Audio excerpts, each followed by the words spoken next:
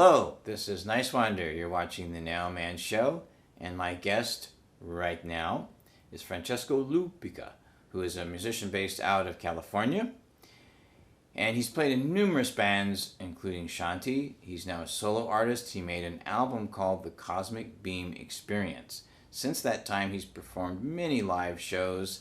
He's had his music as in sound design as well as additional music in films such as Terrence Malick's The Thin Red Line, also the winner of the Palme d'Or Award at the Cannes Film Festival in 2011 for the film Tree of Life with Brad Pitt and Sean Penn. There's been sound effects with the Cosmic Beam Experience in films such as Star Trek The Motion Picture, and most recently, you can hear his music in Martin Scorsese's Silence and also Jordan Voight Roberts' Kong Skull Island. Here is Francesco Lupica and the Cosmic Beam Experience right now.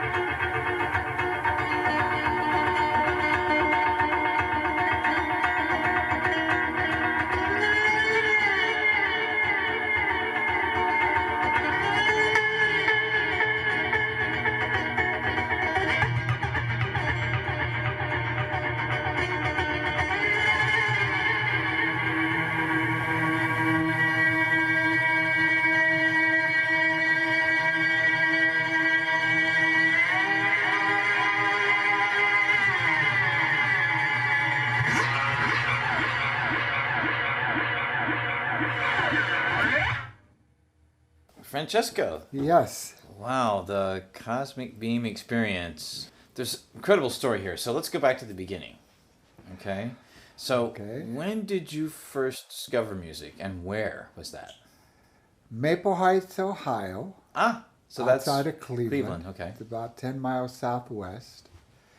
I grew up in an immigrant family, old world Sicilian. Oh, really? Wow. Lived on a farm, kind of, Cool. And we had, back east, everyone has a basement. It's like a second universe. Mm-hmm. Yep. Lived in many of them, and especially in the winter, everyone comes to the basement. I was fortunate. My dad played mandolin and guitar. Great. There was a piano in the basement. And also, about 5 or 6 years old, I heard music.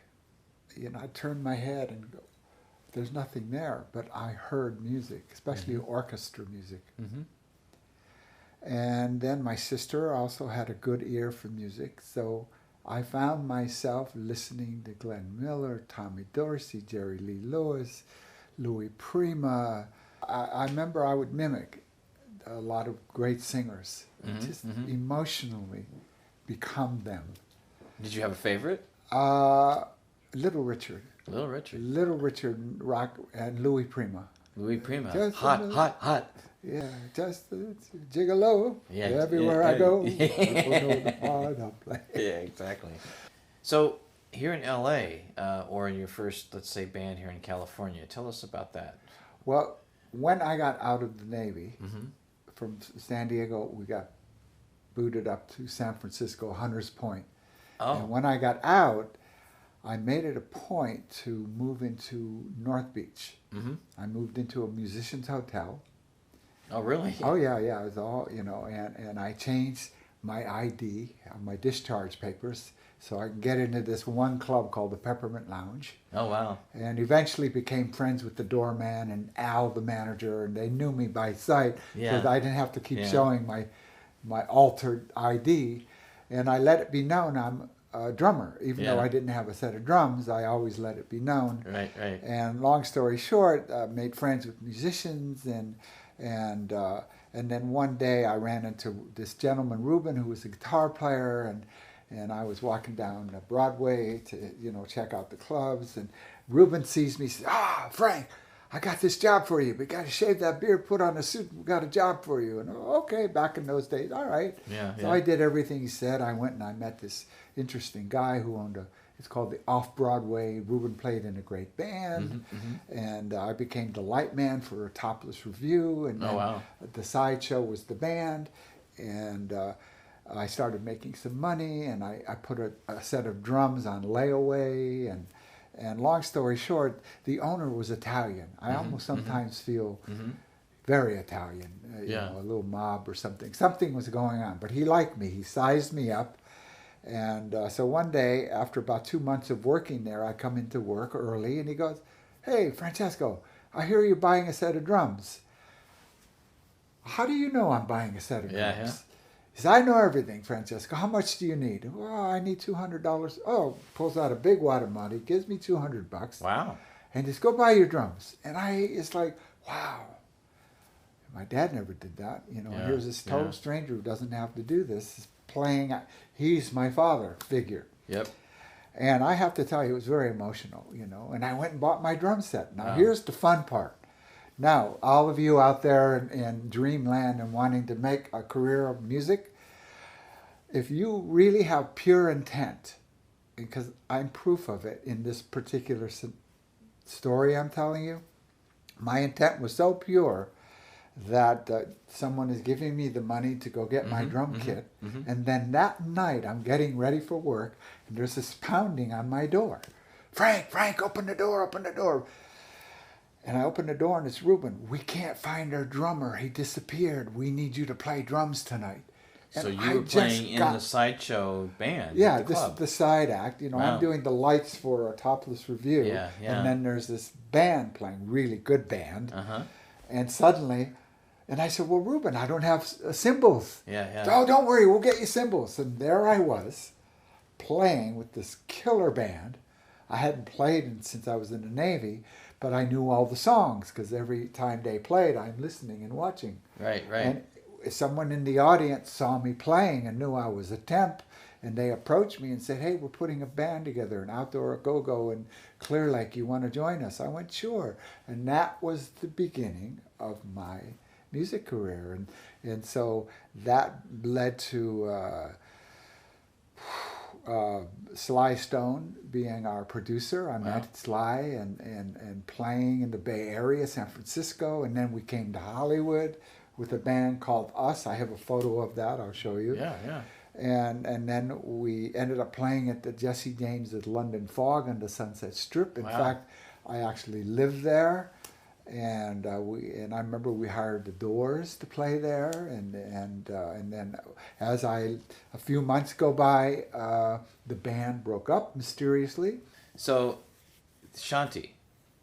So Shanti happened when I had produced my first LP on my own in Santa Barbara, and when it was all done, I called a friend of mine, Michael Collender, in L.A., and I said, "Hey, I did my first LP. I'm coming to Hollywood." And he says, "Oh man, I'm going to a wedding, and the guy's the producer. Come, and I'll introduce you."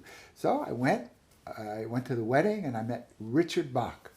And so long story short, Richard signed me. I'll never forget when he heard my music. He goes, "You know, I like you. I will sign you." Gives me a hug. And we're in business. So as time goes on, he says, "I want you to come to this concert at the Wilshire Bell. We're going to go hear some Indian music." And that's when I first live heard classical Indian music. Zakir Hussain, Ashish Khan, Pranesh Khan, and oh my goodness, I was swept away. And to shake Zakir's hand was really amazing. Like, wow, I've never seen anybody do what you can do on two little drums. I couldn't get the sound out of my head. And I called Richard and I said, "Richard, I have this song I wrote. You think they'll play on it?" And he goes, "Oh yeah, actually, they want you to play on a song George Harrison wrote." And I went, "Great." George Harrison wrote this song for Ashish and Zakir to perform. And they needed Western musicians to pull it off. And I'm asking for classical Indian musicians to play on my piece. So there we were in Silver Lake in a recording studio. And Richard, the producer, is in the engineering room, and he's going, "Oh my God, it's working. East meets west, west meets west." So he comes into the room and says, "Okay, guys, time for you to give up your egos. We're starting a band. Great. We're going to call it Fresh Air." And of course, my first reaction was, that's kind of a lame name for a band. At the time, and I said, let's call it Shanti. That's more appropriate. Right, for the Absolutely. music. Right. And you know what's ironic? My fellow musician friends, we're all meditators, and we're all vegan. And I remember when we vegan back then. Yeah, we were vegan. Wow. And here we are in this band, and there's Ashish, Zakir, and Pranesh eating Big Macs or Jack in the Box, listening to the Rolling Stones. That's funny. Wow. And I'm thinking to myself, wow, we're so eager to be Indian and meditate and play this music. But it was quite an amazing marriage. And let it be known, Richard was so excited. He got us signed to Atlantic Records. Wow. Armin Erdogan signed us. Wow. But Richard was a little impatient because he saw the magic. Yeah. East meets West, and it worked. That's With right. melody, you could dance, and lyrics. That's it right. wasn't just music. That's right. It was all the above. It worked very well. That he went a little too quick in recording an LP. He should have waited another year, because a year later we understood the dynamic and the math. The math of classical Indian music is amazing. Anyways, but we did what we did, the best we could. But then that band broke up. And that was like, you got to be kidding me.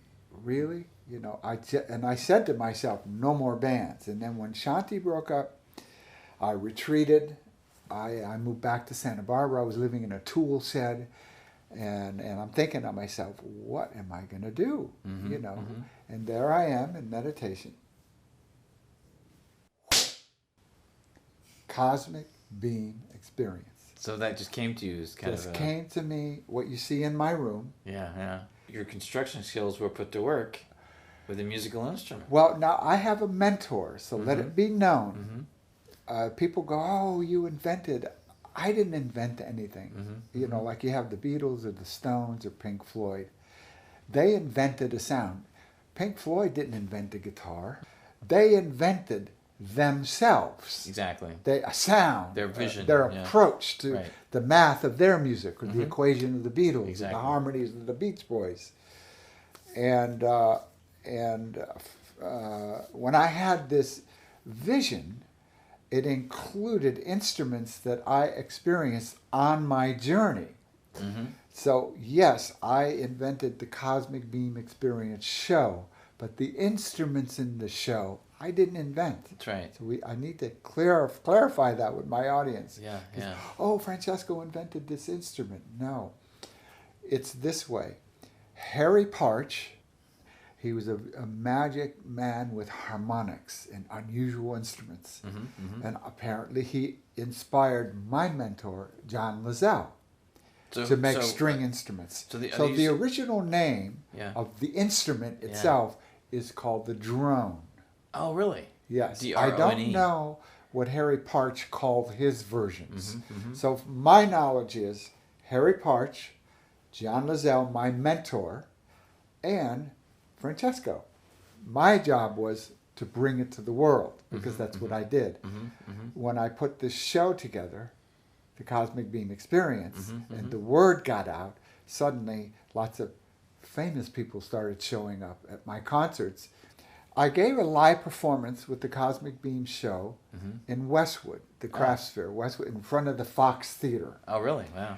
Oh boy, that was What year was that? That was 1975 Wow. or 76, one of those 2 years, 75 I think. And long story short, at the end of my shows, I would always announce, if you like what you heard, I have a mailing list. So at the end of the day, I'd look at my mailing list, and there's a whole page. Hi, I'm Paul Hensler, Francis Coppola Cinema 7. Please call us. I think your music's perfect for this film project. Wow. And I went, wow. So I called the next day, and it turns out that they're doing a movie, Apocalypse Now. Fantastic. And Paul says, can you put a presentation together? Mm-hmm. Mm-hmm. And of course I went, yes. And I was also recording my LP at the Beach Boys studio. So I called Stephen. I said, hey, Stephen, they want me to audition for Apocalypse Now film. And simultaneously, my good friend Dale Pelton, he had told me about the people putting on an event in the afternoons at St. Paul's Cathedral, and that I should go and talk to them. Mm-hmm. So all of this came within a 2-week period. Wow. And so I called the folks downtown, St. Paul's Cathedral, and the guy was so friendly. He says, oh, yes, you can use my place for your audition. Wow. So the interesting thing is, that audition ended up becoming my LP, Wow. the Cosmic Beam version. Wow. And the interesting thing is, back then, I was young, naive, and the film industry came knocking at my door. Yes. I had no agent, no manager, no one watching my back. Yeah. So Francesco is handing his life works to these people, Yeah. and there's no follow-up. Yeah. So I gave them a whole slew of music and never heard from them again. Wow. So Apocalypse came out, and I'm going, wow, really? And guess whose names are in the movie, but not mine? I don't Zakir know. Hussain, Mickey Hart. Oh, really? And it's like, wow, really? And I wasn't included. Wow. My music was, but I wasn't. Wow. And another short story going into the future, that exact same tape that I gave Apocalypse Now and brought to Zerotrope Studios Right. in Hollywood, Right. I was bringing back 20 years later for guess what film? The Thin Red Line. And that's Terrence Malick, who And you that's worked Terrence with Malick, extensively. yes. I get a letter from a gentleman, Terrence Malick, Mm-hmm. and he says, I heard your music and I think it's perfect for film. I'd like to meet you. And of course, I don't know who Terrence Malick is. Yeah. And so I went, and it was in Venice. Mm-hmm. And believe it or not, just a few years ago, I found out how he really met me. Was him and Billy Weber, the editor, were walking down the Venice Boardwalk over by Windward, and they heard me playing the Cosmic Beam Oh, really? Down there on the beach? on the beach. So apparently that's how I got the letter. wanting for him to want to meet me. I think your music's perfect for film. Great. So I met Terry and his crew at a post-production meeting. And wow, I was pinching myself. Like, wow, I'm finally with my peers, and there's no egos in this room. That's fantastic. Really cool. Really Very important, cool. Yeah. too. And I got an advance for a untitled Terrence Malick project, Paramount Pictures. Wow. And of course, I'm in seventh heaven going, wow, the Beam's going to be in a film. And long story short, Terry disappeared for 20 years. 20 years? 20 years. And I would run into Terry about every 4 or 5 years, and he'd always go, Francesco, be patient. I haven't forgotten you. We're going to do something. And then, of course, okay, someday. Now, another 5 years go by, and I was living in Encino, and that house got sold. I had nowhere to go, and I had a friend who owned a building on Ventura Boulevard, and I approached him. I said, you've seen my show. Can I put the Beam in your building? And he hem and hawed, and, well, I got to get money and stuff. And okay, I'll start a spiritual nightclub. And, okay, good. We'll go 50-50, and everyone's happy. And he went, great. Yeah. But on one condition. If I sell the building, you got 2 weeks to get out. And, of course, in the back of my head, I'm thinking, well, it's been empty for almost 4 or 5 years. I'm going to at least get 6 months to a year. Yeah. So we put all this energy and everything into this building. Long story short, too, no one knew I was living there. Oh, wow. So I put a TV in my office, which was also my little bedroom. Now, you plug in a TV in, but no image. Guess what the first 4 words, sound, came out of the image? What was that? Red line Terrence Malick. I mean, come on. What are the odds? I plug in a TV, no image, but red line Terrence Malick. My first reaction was, oh, wow, Terry must be in town. And I went, oh, cool. But I was in the throes of putting the spiritual nightclub together. So I basically forgot about it. I went, oh, Terry's in town. So the club was a success. It was really lovely. What was the name beautiful. It was called the Inner Sanctum. Great. And it was my audience was 16 to 30. It's a spiritual nightclub, Yeah. non-alcohol based. Great. I had 2 in-house psychics, the smoothie bar, all these nooks and crannies, really cool, and the sound system. And anyways, long story short, I get the phone call. Francesco, you got 2 weeks to get out. And I'm like, really? Oh my God. And this is funny. I'm broke. I have nowhere to go. My truck is broke, and I got 4,000 square feet of stuff. Oh, and wow. I was really depressed. It's like, come on, universe, give me a break here. Right. So that voice that told me to join the Navy, after about a 3-day funk, I'm resting. Oh, Terrence Malick. Oh, my goodness. Yeah, Terry. I called the agent. Oh, he's at Warner Burbank. I call Warner. No, he's at Warner Hollywood. Finally, I get to Warner Hollywood. May I speak to Terrence Malick? And who's calling? I go, Francesco. And really, this is Francesco on? Yeah, it's Francesco. Really, this is Francesco? And I'm like going, what's going on? And then I hear her say, oh my God, he's not going to believe it. I heard her say that. And she gets on the phone. How do you know we were looking for you for 5 months? And I went, I didn't know you were looking for me. Yeah, Terry thought maybe you were in jail, so we just hired a private detective. He even listened to that guy Craig Huxley's Beam music. He went, no, I want Francesco. Cosmic Beam, find him. I get on the phone with Terry. Yeah. Francesco, is the Beam set up? And I go, yeah, but you got to come this weekend. I got to move out of here. Okay, I'm bringing everybody. Wow. And he came. He brought, and also Douglas Trumbull called me up in that period. After I had found out Terry's coming to my studio, Douglas Trumbull shows up at my place. And oh my goodness, because I had told Doug, I've now got the Beam set up. Come and visit if you're ever on the West Coast, because he's in Boston now, in the country. Wow. Long story short, Doug shows up, and hey, Doug, I want to meet that guy, Terrence Malick. Can I come too? And I went, yes, this Saturday.